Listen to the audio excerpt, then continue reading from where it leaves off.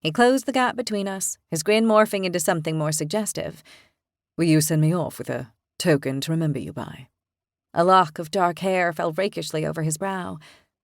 Like one of my ribbons? I asked, smirking. I leaned against the wall behind me, the plaster cool along my back in contrast to the heat radiating from him, his chest now inches away. He loomed over me and bracketed his arms on either side of my head.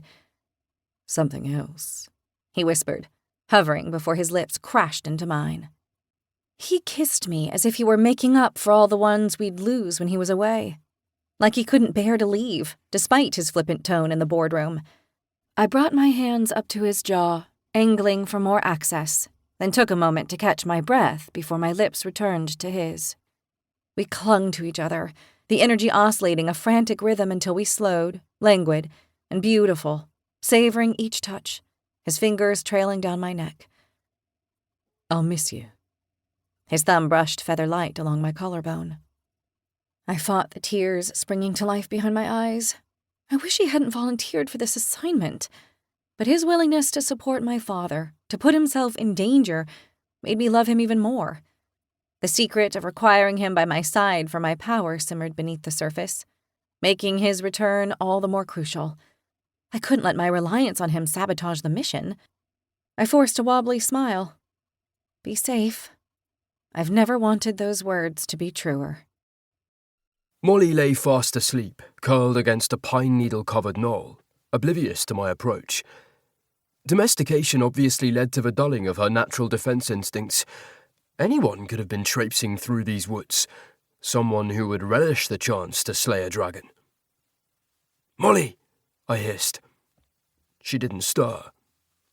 "Molly!" A little louder. Nothing. One shouldn't wake a dragon from a deep sleep by shaking them, unless one wanted to be tossed 15 feet in the air by their startled reflexes.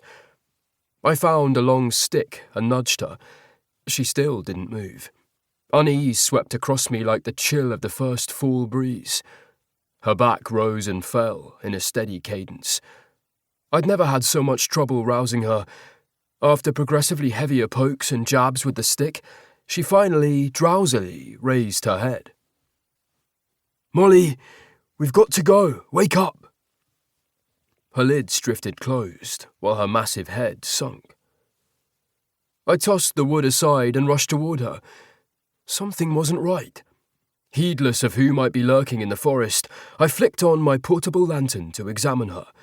An object crunched under my foot as I approached.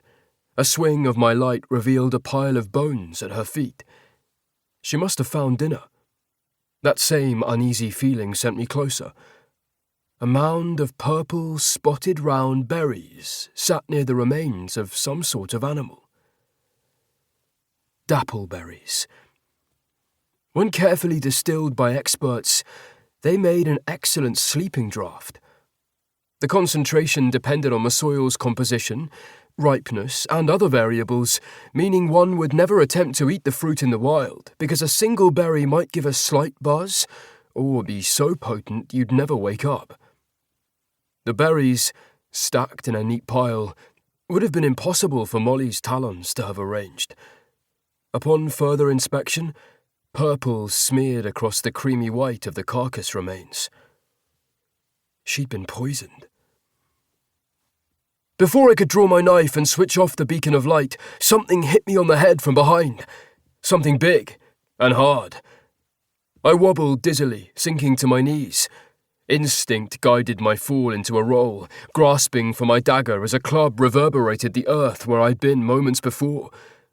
I rolled again, popping into a fighting stance. A man, maybe two, stood with the weapon, while my vision swam in doubles and triples. I was in no shape to fight. I couldn't even tell which person was real. Maybe it was all my imagination, and I would wake up in that feather bed at the Royal Inn. But my head ached too much for a dream. To keep listening to this audiobook, I've left you a link in the description so you can do it, at no cost thanks to Audible's 30-day free trial.